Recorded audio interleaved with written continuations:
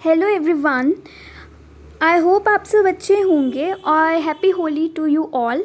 आई hope आपने इससे previous session endocrine system का रिवाइज कर लिया होगा। आज हम स्टार्ट कर रहे हैं पार्ट 2 ऑफ एंडोक्राइन सिस्टम। इसमें हम सबसे पहले हार्मोन्स देखेंगे। तो सबसे पहले जो हार्मोन हम आज डिस्कस करेंगे वो है hypothalamus and pituitary gland.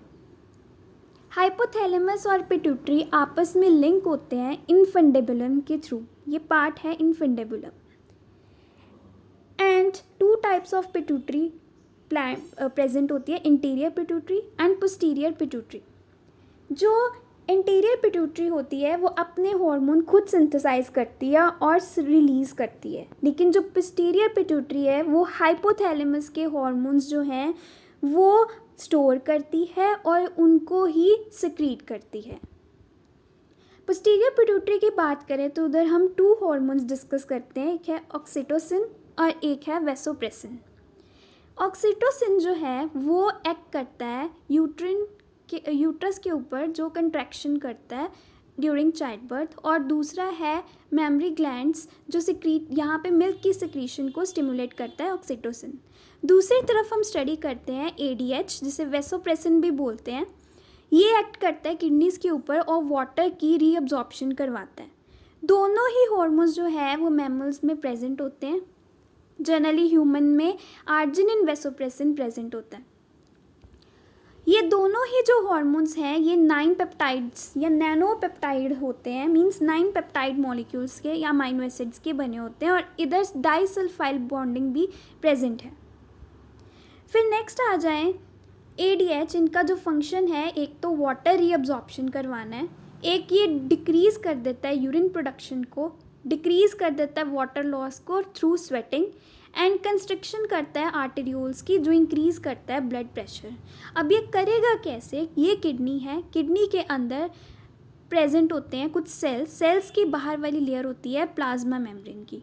Plasma membrane vasopressin क्या करता है, प्लाज्मा मेम्ब्रेन के ऊपर एक्वापोरेंस या चैनल्स जो हैं वो ओपन कर देता है, जिसकी वजह से जो पानी है वो अंदर ब्लड वेसल्स के पास चला जाता है। मतलब यहाँ से वाटर की रीअब्जॉर्प्शन होती है। यहाँ हमने ऑक्सीटोसिन का तो डिस्कस ऑलरेडी कर लिया है क्या क्या फंक्शन होता है। अब एडीएच या वेसोप्रेसिन कैसे फंक्शन करता है, इसके पास 3 तरह के रिसेप्टर्स होते हैं, V1A, V1B एंड V2R। जो V1A और B है ये जो है PLC पाथवे सिग्नलिंग करता है। क्या करेगा, ये कैल्शियम आयंस जो है उनका कंसंट्रेशन इंट्रासेलुलर एरिया में इंक्रीज़ कर देगा।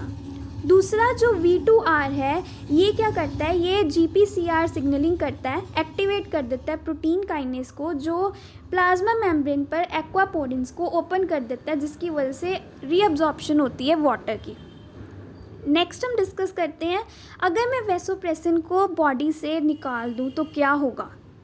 वाटर की रीअब्जॉर्प्शन होनी बंद हो जाएगी और एक्सेस ऑफ यूरिन जो है वो प्रोड्यूस होगा, रिलीज़ होगा, और बार बार इंसान को प्यास लगेगी।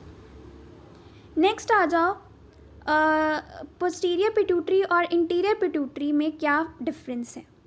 जो पोस्टीरियर पिट्यूटरी है वहाँ पे जो हाइपोथैलेमस के जो न्यूरॉन्स हैं वो कैरी करते हैं hormones towards the posterior pituitary, और बस जो पोस्टीरियर पिट्यूटरी है इन हार्मोन्स को स्टोर करेगा और देन रिलीज़ कर देगा। नेक्स्ट अगर हम इंटीरियर पिट्यूटरी की बात करें तो neurons are not continuous towards the interior pituitary as a whole, but ये क्या करेंगे, अपने सिक्रीशंस ब्लड वेसल्स के अंदर डाल देंगे हार्मोन्स, और फिर वो जो ब्लड वेसल्स है वो कैरी करेगी हार्मोन्स एंड देन सिक्रीट कर देगी इंटीरियर पिट्यूटरी के अंदर। इस सारे सिस्टम को हाइपोफिजियल पोर्टल सिस्टम बोलते हैं। आगे आ जाओ, 2 तरह के हार्मोन्स जो हैं वो सिंथेसाइज होते हैं इंटीरियर पिट्यूटरी में। कौन से होते हैं, एक होते हैं रिलीजिंग हार्मोन, एक होते हैं इनहिबिटिंग हार्मोन। जो रिलीजिंग हार्मोन होते हैं उन्हें ट्रोपिन्स बोल देते हैं, जैसे कॉर्टिकोट्रोफिन रिलीजिंग हार्मोन है, ये ACTH जो है उसको सिक्रीट करेगा, एक्ट करेगा एड्रिनल कॉर्टेक्स किडनी के ऊपर और कॉर्टिकोस्टेरॉइड्स प्रोड्यूस करेगा। वैसे ही थायरोट्रोफिन हार्मोन्स जो है वो थायरॉयड स्टिमुलेटिंग हार्मोन्स को एक्टिवेट करेगा, जो आगे थायरॉयड के ऊपर एक्ट करके थायरॉयड हार्मोन्स बनाएगा। वैसे गिनेडोट्रोफिन रिलीजिंग हार्मोन और इनहिबिटिंग हार्मोन ये दोनों प्रोड्यूस होते हैं, जो LH और FSH जो है उसको स्टिमुलेट करते हैं, आगे टेस्टिस और ओवरीज पे एक्ट करता है, जिससे टेस्टोस्टेरोन और एस्ट्रोजन बनते हैं। वैसे prolactin releasing hormone, prolactin inhibiting hormone है, ये मेमोरी ग्लैंड्स के ऊपर एक्ट करते हैं, मिल्क प्रोडक्शन करते हैं। और ग्रोथ हार्मोन्स जो हैं ये भी इंटीरियर पिट्यूटरी का काम है, जो स्टोमेटोस्टेट्रोफिन और स्टोमेटोस्टेटिन जो इनहिबिटरी ग्रोथ हार्मोन है वो रिलीज़ करता है और जो क्या करवाएगा, ग्रोथ करवाएगा बॉडी की। नेक्स्ट आ जाओ, ये जो टेबल है ये आपने याद करना है, ये जो पीछे जो चार्ट था उसी का ही शॉर्ट फॉर्म है।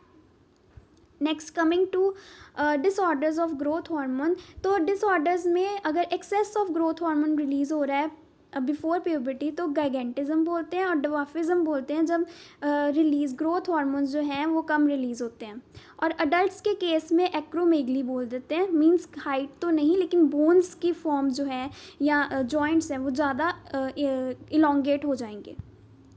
Next coming to the question, so CSIR ने 2 दिसंबर 2016 में ये क्वेश्चन पूछा था कि vasopressin secretions does not increase with exercise, vomiting, standing या an increase in extra cellular fluid volume.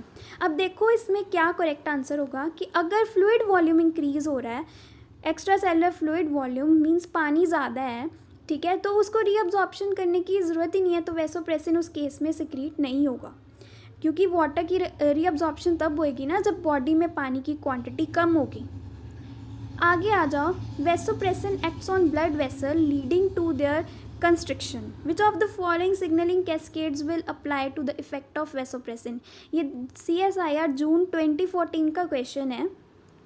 सो अभी हमने थोड़ी देर पहले डिस्कस किया था कि जो V1R है वो फॉस्फेटिडाइल इनोसिटोल हाइड्रोलिसिस से चलते हैं, जो कैल्शियम की कंसनट्रेशन इंक्रीज़ कर देता है, तो first is the correct answer. आगे सेशंस देखने के लिए प्लीज़ लाइक और सब्सक्राइब ज़रूर करें। सी यू सून, थैंक यू।